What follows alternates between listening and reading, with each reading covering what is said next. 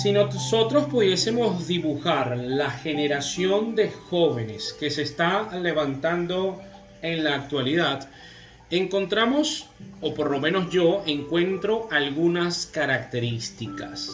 No tienen temor de Dios, no tienen hambre por su palabra.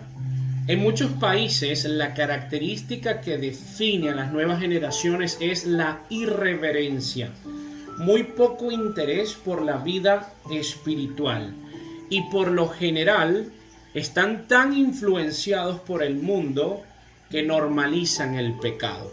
Sin ir muy lejos, hace un mes atrás conversé con una joven de 17 años y ella me contaba de manera muy sincera que para sus amigos es normal todo lo que está pasando y cada quien que viva su vida loca y no se escandalizan por nada, no encuentran esa definición de pecado en el comportamiento de algunos, en la adicción de otros. Y ella me contaba todo esto con aquella naturalidad, siendo tan sincera. Por otra parte, el día de ayer conversé con una madre que su hija de 4 años le dijo: Dios no existe. Y ella sorprendida: ¿cómo que Dios no existe?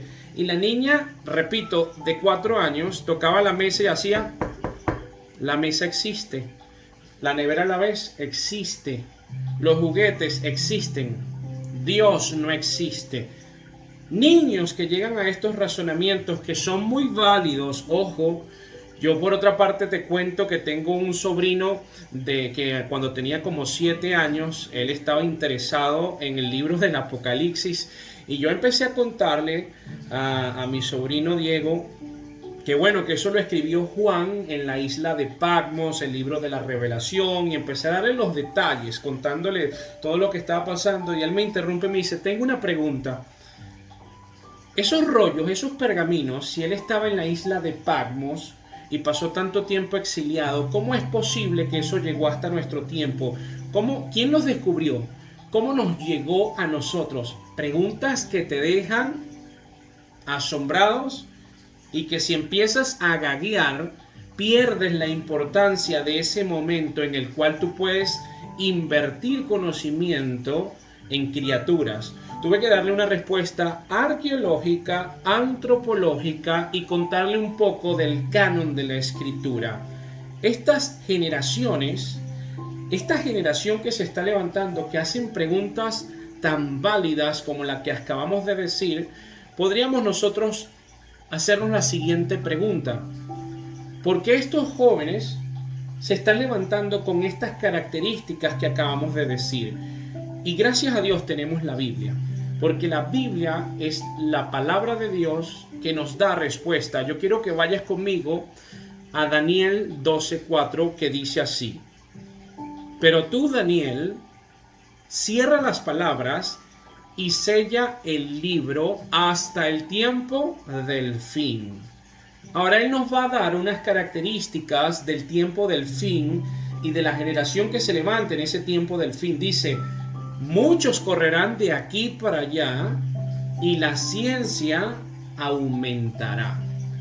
En estas dos frases encontramos características del tiempo del fin. Cabe destacar que yo soy de los que cree que vivimos en el tiempo del fin. Vamos a estudiar estas dos frases en primer lugar. Correrán de aquí para allá. Si leemos Efesios 4:14, dice así: para que ya no seamos niños, sacudidos por las olas y llevados de aquí para allá por todo viento de doctrina, por la astucia de los hombres, por las artimañas engañosas del error. ¿Qué quiere decir esta frase? Habla de las 3 E que son características de esta generación: inmadurez espiritual, inestabilidad e inconstancia. Encontramos en estas características para empezar a darle pinceladas a estas generaciones. Y la segunda frase dice: la ciencia o el conocimiento aumentará. ¿Y qué trae como consecuencia? Que la ciencia y el conocimiento aumente, que es una realidad palpable. Vemos cómo ya no nos sorprende la tecnología, cómo el conocimiento, lo que hoy es nuevo y es algo innovador, ya mañana es antiguo.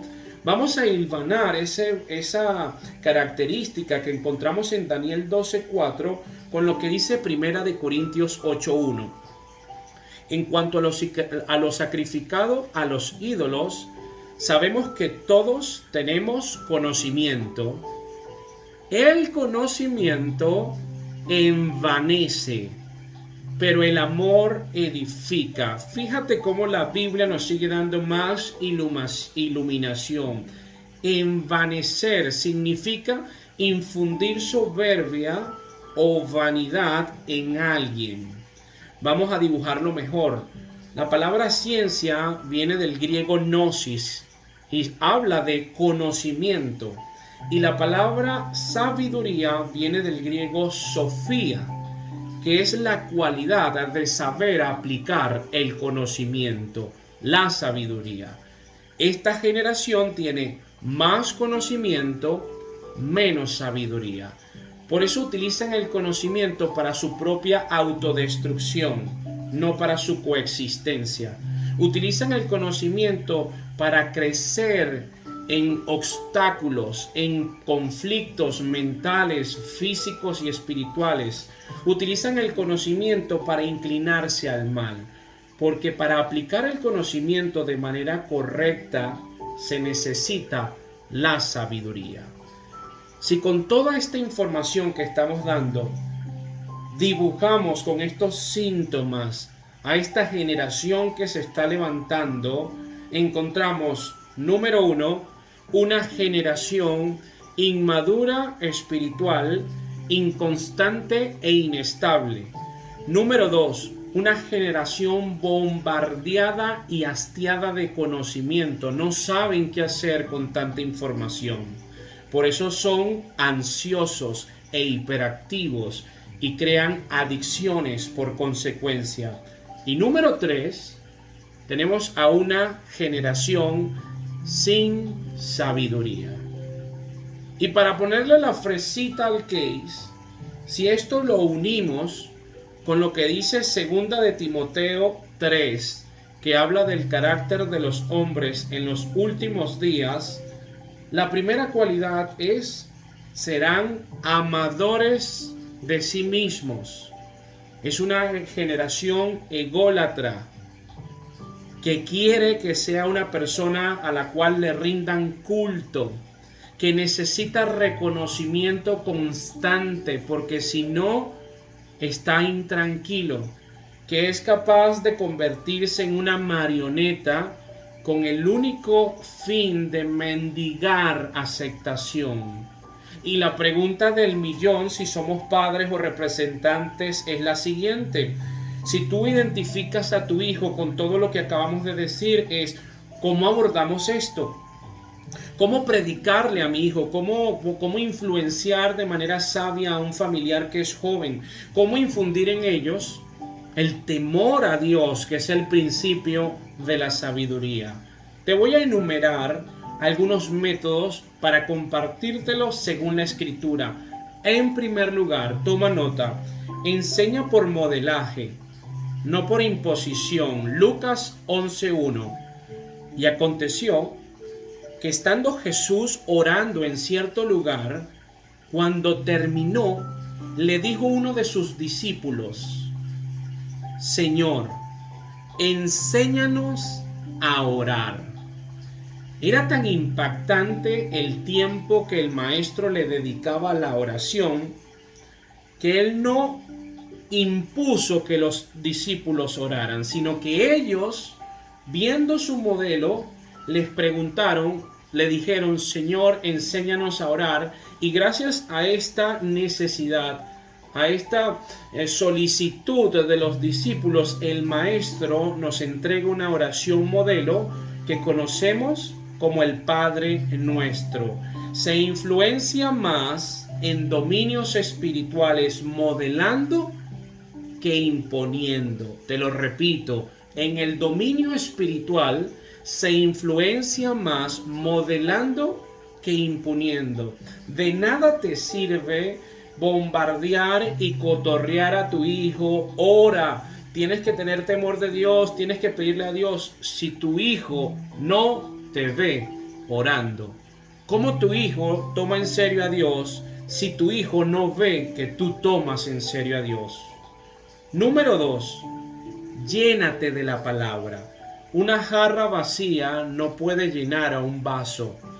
Primera de Pedro 3:15, mira lo que dice: sino santificad a Cristo como Señor en vuestros corazones, estando siempre preparados para presentar defensa ante todo el que os demande razón de la esperanza que hay en vosotros, pero hacedlo con mansedumbre y reverencia.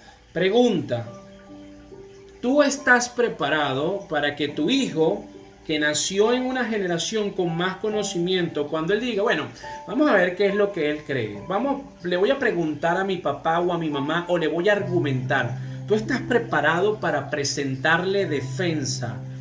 ¿Tú estás preparado para que cuando estas preguntas te tambaleen, tú puedas responderle con criterio, con argumentos, con bases, con ejemplos?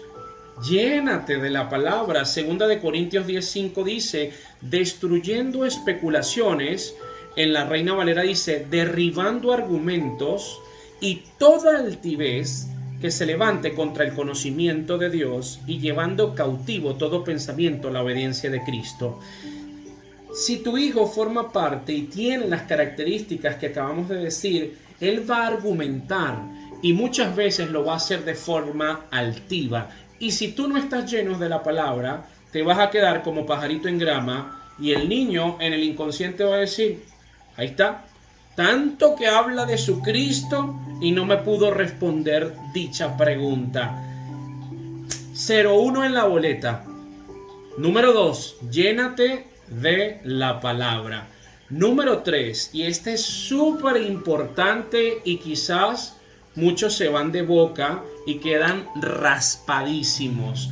Dios opera, Dios respalda y Dios bendice cuando hay santidad. Nunca te atrevas a pedirle a Dios que llame a tu hijo al arrepentimiento o que lo bendiga cuando tú estás en pecado constante, estás sucio por dentro, estás manchado. Una cosa tiene que ver con la otra. La santidad es separarte del mundo para habitar en la presencia de Dios, cuidando tus pensamientos, actuando y modelando conforme al carácter de Cristo, porque tú quieras ser como Él es. La santidad es estar cerca de Dios, estás separado, habitas en oración, en el estudio de la palabra. Estás lleno de la palabra, porque si tú no estás en santidad y estás en pecado, contristas al Espíritu Santo. ¿Y cómo puede operar el Espíritu Santo en tu generación o en tus familiares cuando tú mismo con tus acciones lo estás debilitando? Seguid la paz con todos y la santidad, sin la cual nadie verá al Señor. Padre que me escuchas, o si tú tienes la tutela de algún niño o joven, presta atención con la porción de la Biblia que te voy a dar. Primera de Corintios 7, del 13 al 14, dice así: y la mujer cuyo marido no es creyente y él consiente en vivir con ella, no abandone a su marido. Porque el marido que no es creyente es santificado por medio de su mujer. Y la mujer que no es creyente es santificada por medio de su marido creyente. De otra manera, mira la revelación que va a dar Pablo. Vuestros hijos serían inmundos, mas ahora son santos. ¡Qué increíble! Qué poderoso lo que acaba de decir. Basta con uno de los dos, papá y mamá. Basta con uno sea santo, sea creyente. viva la palabra, la viva con el día a día, con sus acciones, para que ese padre o esa madre pueda santificar a su pareja y a sus hijos. De lo contrario, los niños son inmundos. ¿Qué quiere decir esta palabra tan fuerte? Inmundos. Están desprotegidos espiritualmente. Están siendo influenciados por el mundo porque nacen con un vacío y si no lo llena Cristo, lo va a intentar llenar el mundo. Tienen un sistema inmunológico espiritual débil y empiezan a agarrar contaminaciones espirituales y luego ellos contaminan a otros. Eso quiere decir inmundo. Sin santidad, Dios no opera. Quizás tú le lees la Biblia, le recitas los salmos, le predicas, le oras, todo lo que tú quieras, pero si tú no eres honesto contigo y no te das el tiempo para meditar y reconocer, ¿será que yo estoy viviendo en santidad o estoy llevando una vida loca? ¿Tú sabes cuál es la clave? Yo como fotógrafo, de mi éxito a través de la fotografía, de que cada día siga abriendo puertas en otros países, en otros lugares. ¿Sabes cuál es el secreto de este éxito que puede ser momentáneo? La santidad que yo practico y la forma que tengo de honrar a mi esposa, por ejemplo. Una sola mujer, no andando pajareando por otros lados. Una cosa, entiende, en el mundo espiritual tiene que ver con la otra. Andas distraído, andas adicto en la pornografía, andas viendo otras cosas y pretendes que Dios te bendiga y lidie con las maldiciones de tus hijos. ¿Cómo Dios puede operar si tú eres un hipócrita que quieres predicarle a otros cuando tú estás contaminado? Número 4, porque todavía hay más. Creer a la Biblia.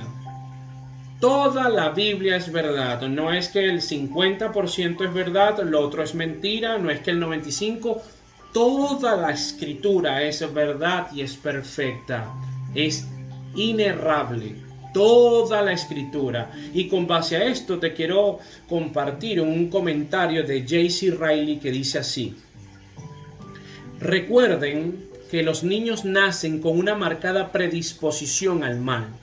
Por lo tanto, si se les deja elegir a voluntad, es innegable que elegirán el mal. ¿Cuántos padres vemos en la actualidad que dicen, no, déjalo, que él quiere ser un delfín, déjalo, que él quiere ser una guacamaya, si se siente así no importa, quizás más adelante se lanza del piso 10, a lo mejor vuela, no lo sé, si él se quiere vestir como se quiere vestir, pues estamos en otro mundo, déjalo que él sea. Obviamente el niño va a estar inclinado a lo malo y a la maldad porque desde que nace con una predisposición al mal.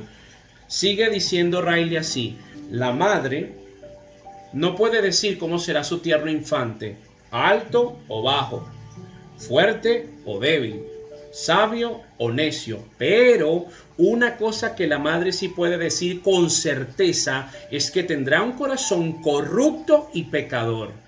Es natural que ese niño haga el mal. Esa criatura linda que salió de ti, esa niña perfecta que te parte, ese niño que tú dices, wow, mi varoncito, ese niño tú no lo enseñaste a que se portara mal. Ese niño ya sabe portarse mal desde que nació porque tiene una inclinación al mal. ¿Y qué hacemos con esto? Porque esto lo dice la Biblia también, Salmo 51:5, no lo dice solamente Riley. He aquí, yo nací en iniquidad y en pecado me concibió mi madre. ¿Cómo corregir este asunto? Proverbios 22:15. La necedad está ligada al corazón del niño. La vara de la disciplina la alejará de él. La vara de la disciplina. Y para confirmar, Proverbios 29:15. La vara y la reprensión dan sabiduría, pero el niño consentido avergüenza a su madre. Mencióname a la madre influenciadora. Mencióname al psicólogo que quieras. Mencióname al motivador que tú quieras. La Biblia dice que como el niño nace con una inclinación al mal, muchas veces es necesario por amor darle una reprensión física para que le duela y a través del dolor entre en un espacio de reflexión y él entienda adentro de su casa que hay reglas, que cuando se cometen errores hay consecuencias y que muchas veces esas consecuencias duelen y muchas veces esas consecuencias traen grandes fracasos. Si eso lo entienden dentro de casa, el día de mañana puede ser más civilizado porque se le ha comprendido tanto la criatura como el padre que muchas veces se le hace esa reprensión física por su propio bien. Pero ahora tenemos otra psicología, ahora tenemos otra forma de criar y no es inocente que encontremos entonces jóvenes deprimidos, ansiosos, depresivos, vacíos, frágiles, llenos de tinieblas, con una fachada luminosa. En estos días vi la foto del cantante J Balvin. Se montó como 15 cadenas de oro, de diamante en el cuello y luego publicó la foto todo marcado. Vemos otro rapero por ahí, creo que es mexicano, que se puso implantes surdérmicos en el cráneo para guindarse cadenas de oro porque quiere ser el primer hombre con el pelo de oro. Y él mismo declara en la noticia que tiene dolores de cabeza, que tiene contracturas musculares, que le duele el cuello por el peso, pero que no se las piensa quitar. Esa es la generación que estamos hablando, que están llenos de tinieblas, están vacíos y aún así quieren brillar por fuera. Quieren reconocimiento, quieren aplausos, quieren likes, quieren aceptaciones, quieren viralidad y no comprenden que ese vacío que está dentro solamente una pieza santa puede llenarla y se llama Jesucristo, porque Él es nuestro creador, Él nos conoce desde antes de la fundación del mundo y sabe que nacimos incompletos y que la plenitud la encontramos cuando le conocemos a Él. Espero que estos puntos que acabamos de compartir te sirvan, querido amigo, para que puedas apoyar a esta generación que se está levantando a que conozcan a Dios y conociendo a Dios puedan encontrar la plenitud.